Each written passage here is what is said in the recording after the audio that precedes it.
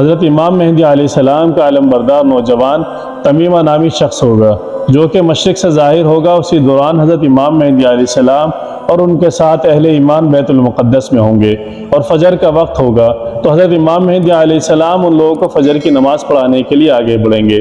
اس وقت حضرت عیسیٰ علیہ السلام کا نزول ہوگا تو حضرت امام مہدی علیہ السلام حضرت عیسیٰ علیہ السلام کو دیکھ کر جائے نماز سے پیچھے ہٹ جائیں گے تاکہ حضرت عیسیٰ علیہ السلام جائے نماز پر امامت کریں۔ اس وقت حضرت عیسیٰ علیہ السلام امام مہدی علیہ السلام کے دونوں شانوں کے درمیان ہاتھ رکھیں گے اور ان کو حکم فرمائیں گے کہ آپ آگے بڑھ کر نماز پڑھائیں، آپ کے لیے ہی اقامت کہی گئی ہے۔ تو اس طرح اس وقت حضرت امام مہدی علیہ السلام حضرت عیسیٰ علیہ السلام کی اور اہل ایمان والوں کی امامت فرمائیں گے۔ حضرت امام مہدی علیہ السلام 3 دن تک اہل روم سے جنگ لڑتے رہیں گے اور تیسرے دن غلبہ حاصل کریں گے۔ اس جنگ کے بعد وہ قسطنطنیہ کو بھی فتح کر لیں گے۔ تو دوستو، حضرت امام مہدی علیہ السلام روم کو 4 تکبیروں سے فتح